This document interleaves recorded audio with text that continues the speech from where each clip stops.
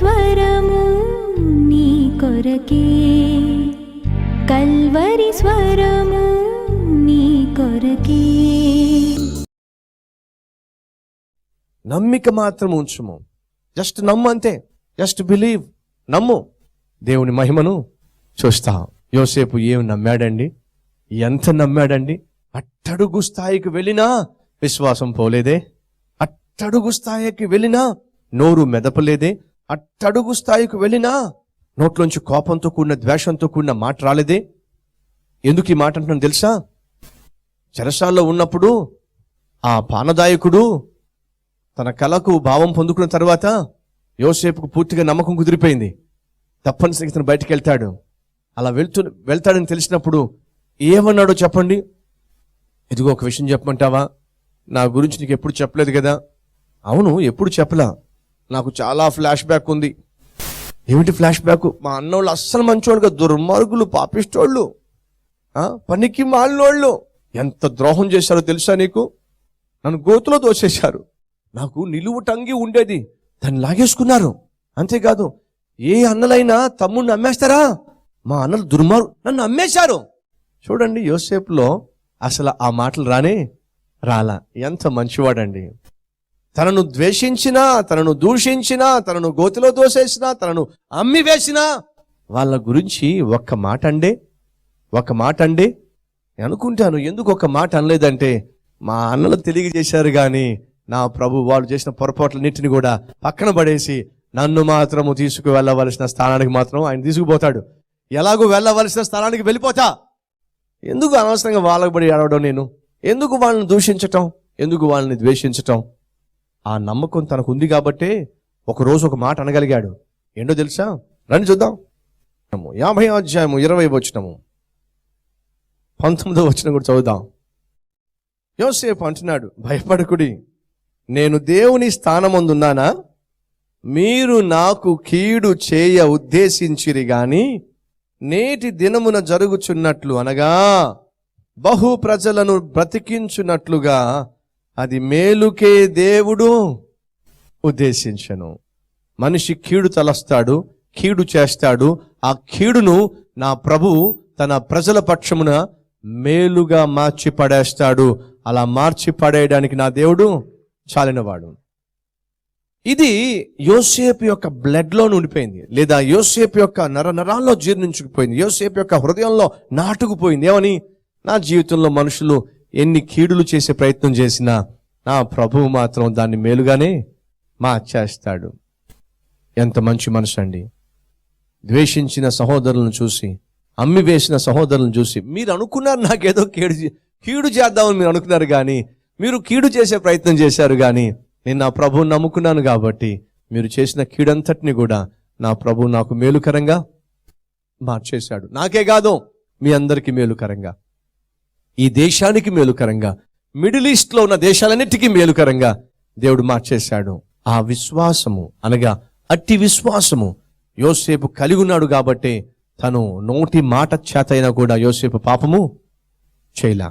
ఎక్కడ ద్వేషించినట్టుగా. అఫ్కోర్స్ అదే విషయం యోబు జీవితంలో కూడా మనం చూస్తాం. అతడు అన్ని శ్రమలు అనుభవించిన నోటి మాటతో కూడా అతడు పాపము చేయలే. సాధారణంగా మనకు కోపం వచ్చినప్పుడు, సాధారణంగా మనకు విసుగు వచ్చినప్పుడు, సాధారణంగా ఇంకా మనం తట్టుకోలేనప్పుడు సాధారణంగా మనం ఏం జారుతాం చెప్పండి? ఏం జారుతాం? నోరే జారుతాం. కానీ యోసేపుని చూసి మనం నేర్చుకోవాలి ఏంటంటే, అసాధారణమైనటువంటి పరిస్థితి గుండా వెళ్ళాడు, అసాధారణముగా ద్వేషించబడ్డాడు, అసాధారణంగా దూషించబడ్డాడు, అసాధారణముగా అతడు అమ్మివేయబడ్డాడు. అయినా నోరు జార్లా, అయినా మాట జార్లా, అయినా దేవుని పట్ల తనకున్న విశ్వాసము వీగిపోలా. ఎంత అద్భుతమైన ఆత్మీయత! ఈరోజు ఈ మాటలు వింటున్న నా ప్రియ సహోదరుడా, నా ప్రియ సహోదరి, యోసేపు కలిగి ఉన్న ఈ విశ్వాసము మనము కలిగి ఉంటే ఎంత బాగుంటుంది. యోసేపు చెరసాలలో వేయబడినప్పుడు బయట నుంచి చూస్తే అయిపోయింది యోసేపు పని అనుకుంటున్నాం, కానీ విచిత్రం ఏంటి తెలుసా? అప్పుడే యోసేపు పని మొదలయ్యింది. ఏమిటది? బయట నుంచి చూస్తే చెరసాల్లోకి గెంటుంటారు, లేదా యోసేపును పొతీఫరు ఎప్పుడైతే తీసుకెళ్ళి చెరసాలలో వేయండి అని అన్నప్పుడు పక్కనే ఉన్నటువంటి సైనికులు అడుగుతున్నా షేక్ హ్యాండ్ ఇచ్చి వెల్కమ్ టు ప్రిజన్ అనుంటారా? చెప్పండి. పొతీఫరు భార్యనే పాడు చేయబోయాడని తెలిసినప్పుడు సైనికులకు ఎంత కోపం వచ్చి ఉంటుంది? పొతీఫరుకు ఎంత కోపం వచ్చి ఉంటుంది? ఇప్పుడు అటువంటి కుర్రవాణ్ణి, అటువంటి నెపం వేయబడిన కుర్రవాణ్ణి వాళ్ళు గెంటుకుంటూ తీసుకువెళ్తున్నప్పుడు దయచేసి గమనించండి, వెనకాల నుంచి పొతీఫరు భార్య చూసుంటుందా లేదా? చూసుంటుంది. అలా చూసి మనసులో అనుకుని ఉంటుంది ఏమని? అయిపోయింది వీడి పని. పరలోకం నుంచి దేవుడు చూసి అంటున్నాడు, మొదలయ్యింది నా కుమారుని అసలు పని. ఫ్రెండ్స్, యేసుక్రీస్తును సిలువ మీద పరండు పెట్టి మేకులతో కొడుతున్నప్పుడు సైతాను చూసి అనుకున్నాడు, అయిపోయింది లోకరక్షకుని పని. అయిపోయింది లోకరక్షకుని పని. ఎప్పుడైతే యేసుక్రీస్తు శిలువ మీద సమాప్తమాయను అని చెప్పి తన ఆత్మను తండ్రికి అప్పగించుకున్నాడో సైతాను చూసి అనుకున్నాడు, అయిపోయింది లోకరక్షకుని పని. పరలోకం నుంచి దేవుడు చూసి అన్నాడు, ఇప్పుడే మొదలైంది సిసలైన రక్షణ కార్యము. ఆదివారం రానే వచ్చింది. ఆ సమాధిలో నుంచి లోకరక్షకుడు లేచాడు. సిసలైన పని మొదలయ్యింది. సిసలైన రక్షణ కార్యము మొదలయ్యింది. ఎస్, సైతాను మనల్ని చూసి అనొచ్చు, అయిపోయింది నీ పని. నీ చుట్టూ ఉన్న వాళ్ళు చూసి అనొచ్చు, అయిపోయింది నీ పని. నీ బంధువులే నిన్ను చూసి అనొచ్చు, అయిపోయింది నీ పని. నీ క్లాస్మేట్సో, నీ కొలీగ్సో, నీకు వచ్చిన అవమానాన్నో, నీకు వచ్చిన కష్టాన్నో, నీవు ఎదుర్కొంటున్న శోధననో, నువ్వు ఎదుర్కొంటున్నటువంటి ఆ పరిస్థితిని చూసి నీ క్లోజ్ ఫ్రెండే, అయిపోయిందే నీ పని, ఇంకా అయిపోయిందిరా నీ పని అని అనొచ్చు. నువ్వు దేవుని కుమారుడు అయితే ఆ ప్రభు అంటాడు నేను చూసి, ఇప్పుడే మొదలయ్యింది నా పని. ధైర్యంగా ఉండో సహోదరా, సహోదరి. ఎప్పుడైతే మనిషి నా పని అయిపోయింది అనుకుని దేవునికి తన చేతిని అప్పగిస్తాడో అప్పుడు ప్రభు అంటాడు, నా పని ఇప్పుడు మొదలైంది. ఎందుకని? నీ పని అయిపోయింది కాబట్టి.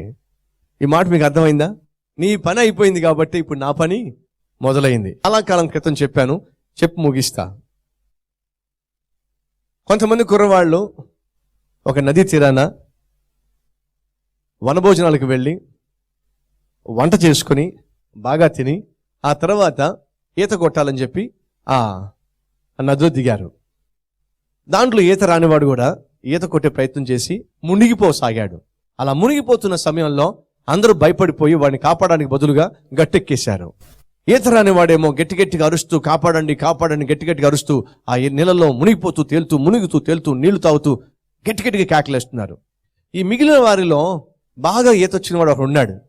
వాడి దగ్గరకు మిగిలిన వాళ్ళందరూ పరుగు వచ్చి, ఒరే వాడి ఇంట్లో వాడు ఒక్కడే కొడుకురా, వెళ్ళరా, వాడిని కాపాడరా, వాడిని రక్షించరా, మనం వాళ్ళకి జవాబు చెప్పుకోలేవురా, నా కొడుకు ఏమైపోయాడని చెప్పి వాళ్ళ మమ్మీ కానీ వాళ్ళ నాన్న కానీ అడిగితే మనం సమాధానం చెప్పుకోలేరా, ఒరే వెళ్ళరా, కాపాడరా అని అంటూ ఉంటే వాడు చలనం లేదు, ఏం పట్టించుకోవట్లా. వాడు చూస్తానే ఉన్నాడు. అలా చూస్తావేంట్రా, వాడు మునిగిపోతున్నారా, కాపాడరా వాడిని.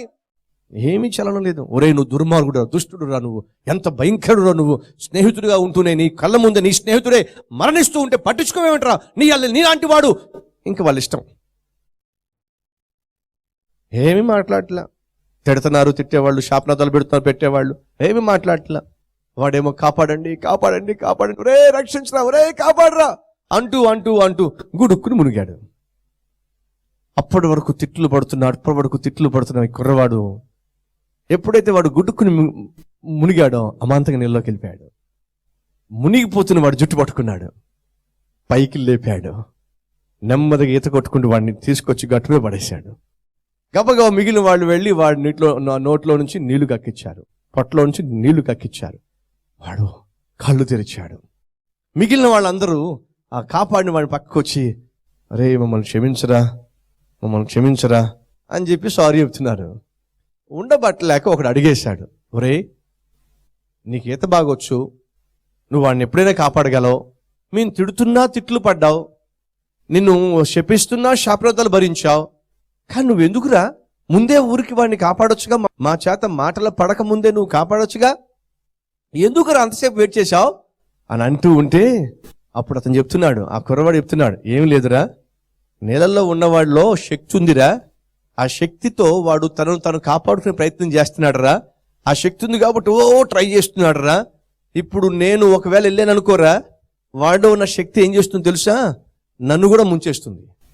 వాడు ఏం చేస్తాడు, వాడుకున్న శక్తిని బట్టి నన్ను గట్టిగా పట్టేసుకుంటాడు, నన్ను ముంచేస్తాడు, వాడు పోతాడు, నేను పోతా.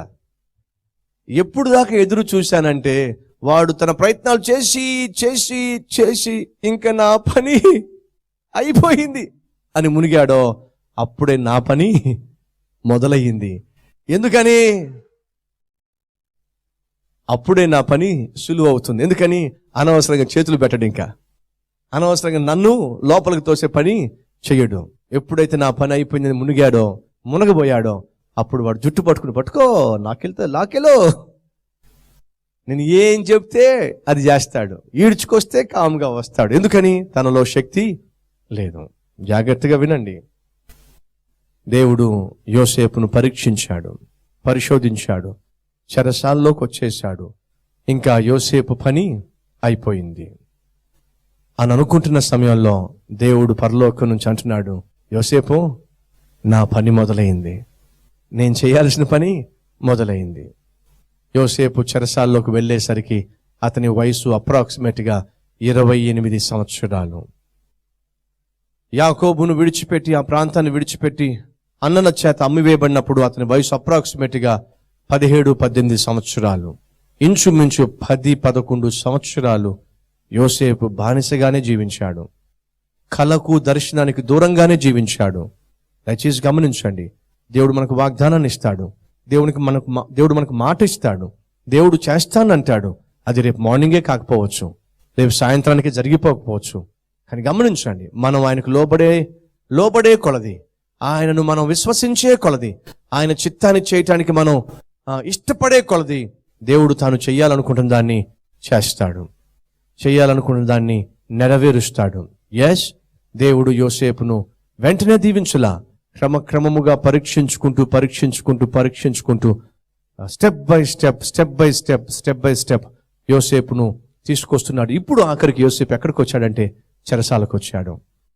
వయసు అప్రాక్సిమేట్గా 27-28 ఇయర్స్. ఎప్పటి నుంచి అలా మగ్గిపోతున్నాడు బానిసగా? ఇంచుమించు 10-11 సంవత్సరాలు బానిసగా ఉన్నాడు. కానీ ఈ 10-11 సంవత్సరాల్లో విశ్వాసం కోల్పోలేదు, దేవునికి దూరం అయిపోలేదు, కష్టాలు భరించాడు, అవమానాలు సహించాడు, శోధనలు ఎదిరించాడు. కానీ తన సాక్ష్యాన్ని మాత్రం కాపాడుకున్నాడు, దేవుని మీదే ఆధారపడ్డాడు. ప్రియ సహోదరుడా, సహోదరి, దేవుడు మనల్ని పరీక్షిస్తాడు, మన విశ్వాసాన్ని పరీక్షిస్తాడు, మన నమ్మకాన్ని పరీక్షిస్తాడు, మన ఓపికను పరీక్షిస్తాడు. మనం పరీక్షలో పాస్ అయినప్పుడు తాను వాగ్దానం చేసిన దాన్ని తప్పనిసరిగా నీ జీవితంలో నెరవేర్చి తీరతాడు. ఆ నెరవేర్చేటటువంటి దినము రాబోతుంది. యోసేపు యొక్క జీవితంలో అది దగ్గర పడింది. మొత్తం మీద యోసేపు శ్రమ అనుభవించింది సుమారు 12 సంవత్సరాలు, 12-13 సంవత్సరాలు. ఇప్పుడు యోసేపు యొక్క పరీక్షా కాలము ముగింపుకొస్తుంది. ఇంకా తన ముందు కేవలము 2 years మాత్రమే. 11 years సఫర్ అయ్యాడు, దీర్ఘకాలంగా సఫర్ అయ్యాడు. ఇప్పుడు ఆ సఫరింగ్ అంతా ముగియబోయే రోజు వచ్చేస్తుంది. నా ప్రియ సహోదరుడా, నా ప్రియ సహోదరి, చాలా కాలంగా సఫర్ అయ్యావేమో, చాలా కాలంగా ఇరుకు ఇబ్బందుల్లో జీవించావేమో, చాలా కాలంగా కష్ట నష్టాల్లో అల్లాడిపోయావేమో. నేను నమ్ముతున్నాను నీ జీవితంలో నువ్వు మంచి రోజులు చూసే గడియలు రాబోతున్నాయేమో, మంచి రోజులు చూసే దినాలు రాబోతున్నాయేమో, దేవుని యొక్క ఆశీర్వాదము కల్లారా చూసేటటువంటి గడియ రాబోతుందేమో. అది ఏం చేయాలి? విశ్వాసం వీగిపోకుండా గట్టిగా పట్టుకుంటావా?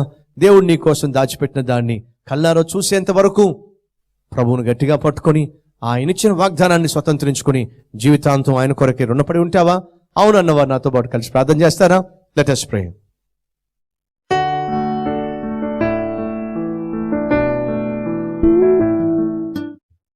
పరిశుద్ధుడైన తండ్రి, యోసేపు జీవితంలో కంటి చూపుతో చూసినట్లయితే రోజు రోజుకు అతని యొక్క పరిస్థితి నాయన తగ్గిపోతూ ఉంది. తండ్రికి దూరమయ్యాడు, తండ్రి ఆస్తికి దూరమయ్యాడు, ఆ మంచి హోదాకు దూరమయ్యాడు, బానిసగా మారిపోయాడు.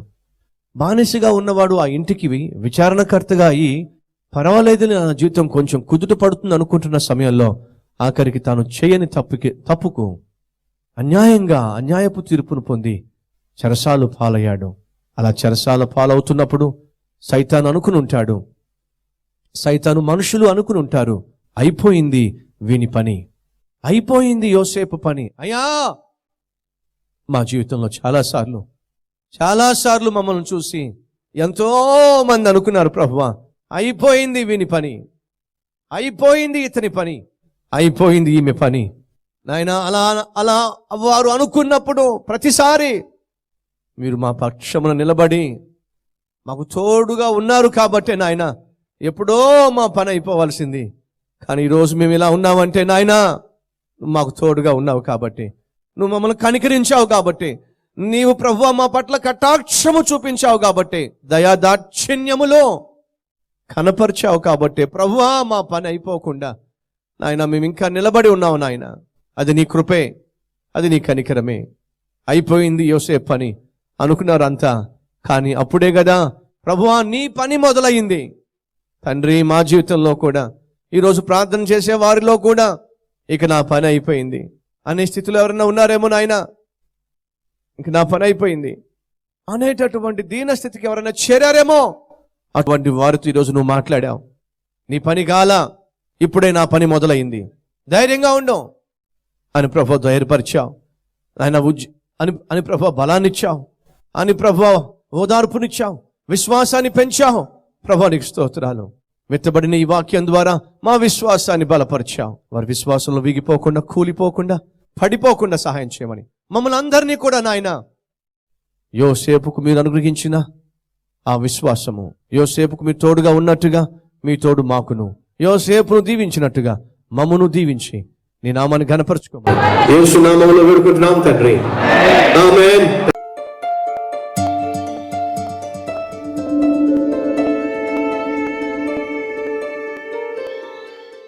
నేను గత 3 సంవత్సరాలుగా ఒక అబ్బాయిని ప్రేమించాను. పెళ్లి చేసుకోవాలని మా ఇంట్లో నుండి పారిపోయి వచ్చేసాను. తప్పు చేశాను, చనిపోదాము అని అనుకున్నాను. వివాహం కాకమునుపు చదువుకుంటున్నప్పుడు, ఉద్యోగం చేస్తున్నప్పుడు సహజంగా స్నేహాలు ఏర్పడడం, ఆ స్నేహాలు కాస్త కొంతమంది జీవితాల్లో ప్రేమగా మారడం, ఆ ప్రేమ కాస్త ముదిరి ఆఖరికి ఆ అబ్బాయిని నమ్మి, ఆ అమ్మాయిని నమ్మి, తల్లిని తండ్రిని కాదని ఆఖరికి ఇల్లు విడిచిపెట్టి ఆ అబ్బాయి కూడా వెళ్ళిపోయేటటువంటి ఆ స్థితికి ఒక అమ్మాయి చేరటం, ఒక అబ్బాయి చేరటం ఎప్పటికీ మంచిది కాదు. విజిటింగ్ అవర్స్లో నా దగ్గరకు చాలామంది తల్లులు తండ్రులు వస్తూ ఉంటారు. ఒకరోజు ఒక తల్లి తండ్రి వచ్చి ఏడుస్తున్నారు, అయ్యా మా అమ్మాయి వయసు ఇంచుమించు 17 సంవత్సరాలు అని చెప్తూ, మా అమ్మాయి కోసం ప్రార్థన చేస్తారా? దేనికోసం ప్రార్థన చేయమంటారు?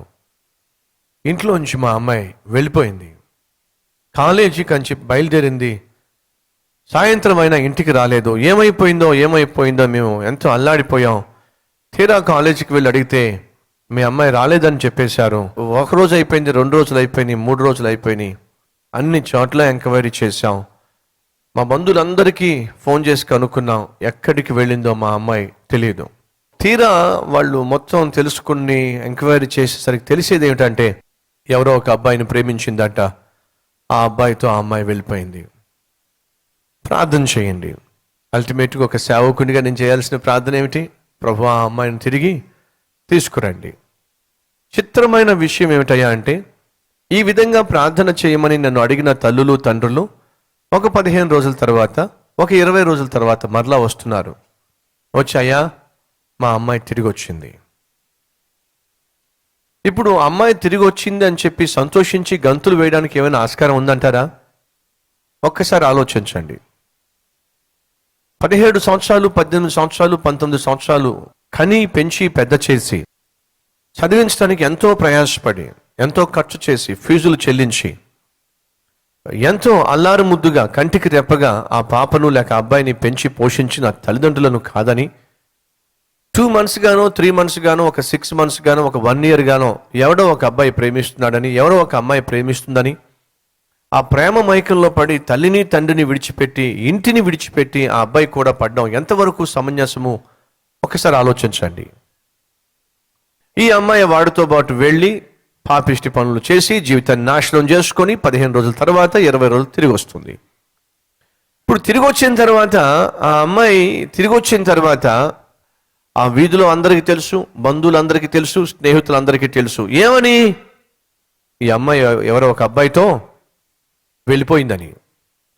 ఇప్పుడు ఆ అమ్మాయికి పెళ్లి చేయాలంటే ఏ తండ్రి వల్ల అవుతుంది, ఏ తల్లి వల్ల అవుతుంది?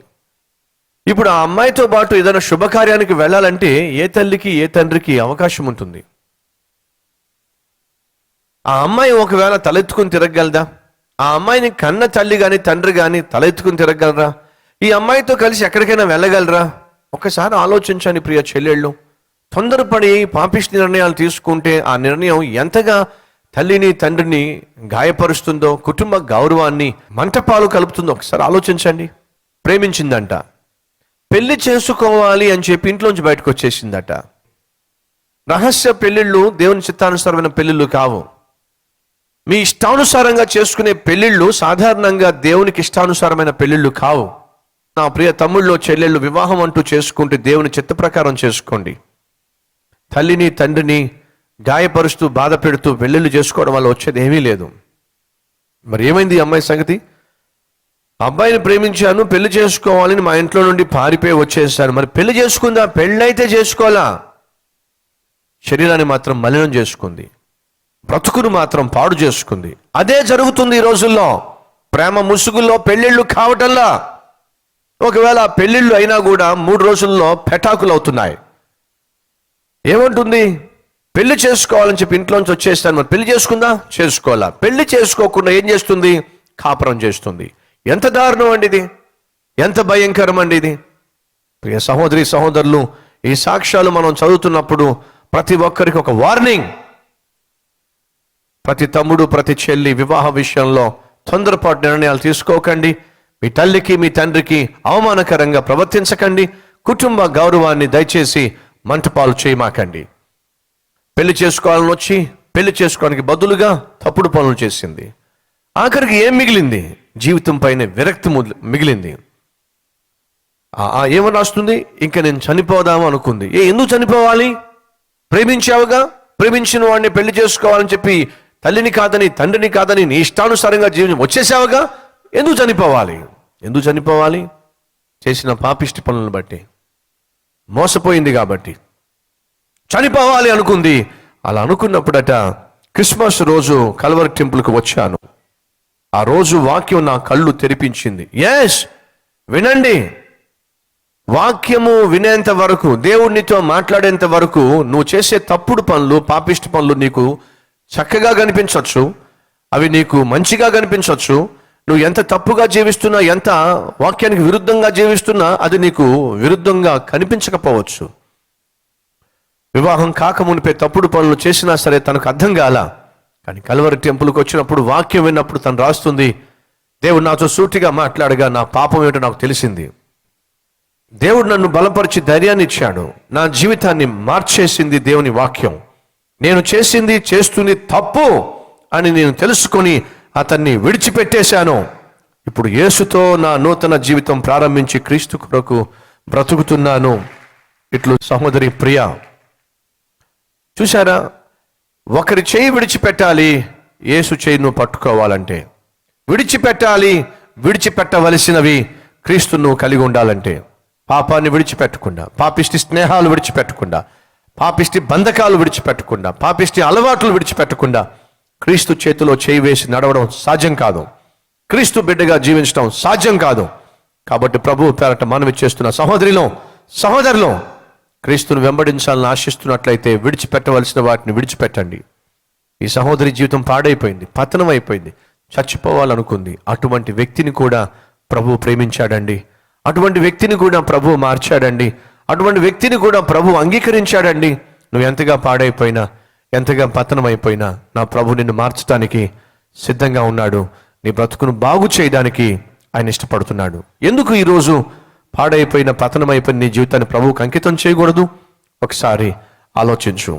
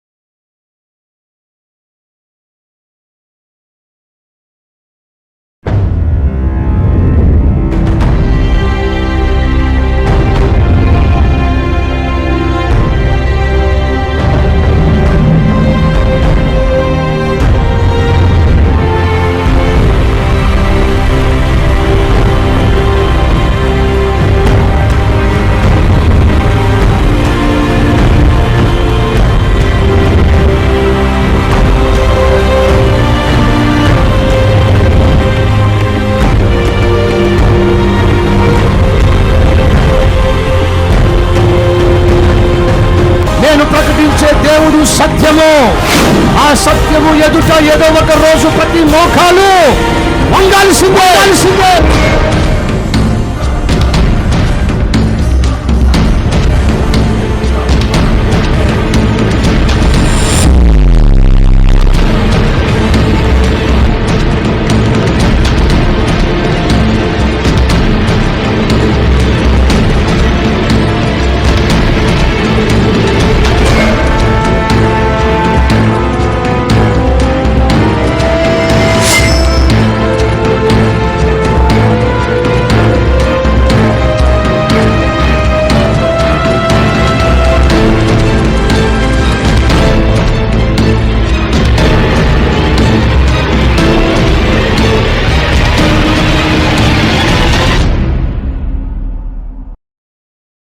Address Calvary, post box number 30, Kukatpally, Hyderabad 72.